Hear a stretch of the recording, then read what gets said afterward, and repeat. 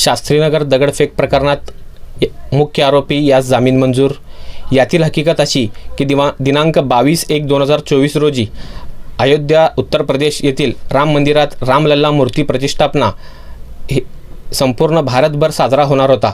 त्याच्याच अनुषंगाने विजापूर नाका 2 नंबर झोपडपट्टी येथील काही तरुण सोलापूर शहरात बाईक रॅली काढण्याचं नियोजन केलेले होते। त्या बाईक रॅली सोलापुरातील विविध भागात जाऊन शेवटी दुपारी शास्त्रीनगर या भागात जेव्हा ते बाईक रॅली शास्त्रीनगर या भागात आली त्यावेळेस 20 ते 25 जणांचा जमाव त्या बाईक रॅलीवर दगडफेक व त्या बाईक रॅली स्वारांना लाताबुक्क्यांनी मारहाण केली अशी आशयाची फिर्याद दिनांक 22/1/2024 रोजी सदर बाजार पोलीस स्टेशन येथे दाखल झालेली होती। त्याच्याच अनुषंगाने दिनांक 23/1/2024 रोजी यातील मुख्य आरोपी सैलानी कुरेशी यास पोलिसांनी अटक करून मेहरबान न्यायालयासमोर हजर केलेले असता न्यायालयाने त्यांना प्राथमिकता 2 दिवसाची पोलीस कस्टडी मान्य केलेली होती। त्या पोलीस कस्टडी दरम्यान पोलिसांनी यातील आरोपींनी त्या दिवशी कोयता व अन्य हत्याराचा वापर केलेला असल्याने भादवी कलम 307 हे कलम वाढ करण्यात आलेला होता। तरी दिनांक 26/1/2024 रोजी यातील आरोपी यांना न्यायालयीन कोठडी मंजूर झालेली होती। त्यानंतर आम्ही मुख्य आरोपी सैलानी कुरेशी यांच्यातर्फे जिल्हा व सत्र न्यायाधीश श्री Y.A. राणेसाहेब यांच्या कोर्टात जामीनाचा अर्ज दाखल केलेला होता।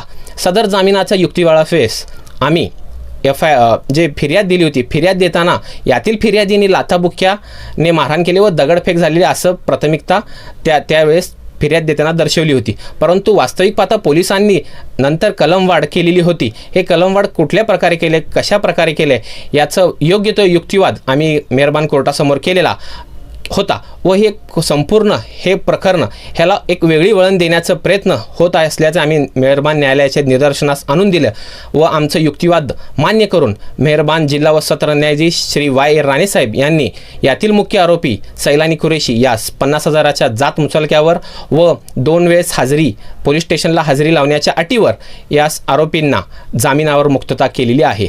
या सदर प्रकरणात आरोपी सैलानी कुरेशी यांच्यातर्फे ॲडव्होकेट रजाक शेख, ॲडव्होकेट इस्माईल शेख व मी स्वतः ॲडव्होकेट सिराज रजाक शेख यांनी काम पाहिलेलं आहे। ताज्या बातम्या पाहण्यासाठी प्राईम महाराष्ट्र न्यूज चॅनलला सबस्क्राईब करा।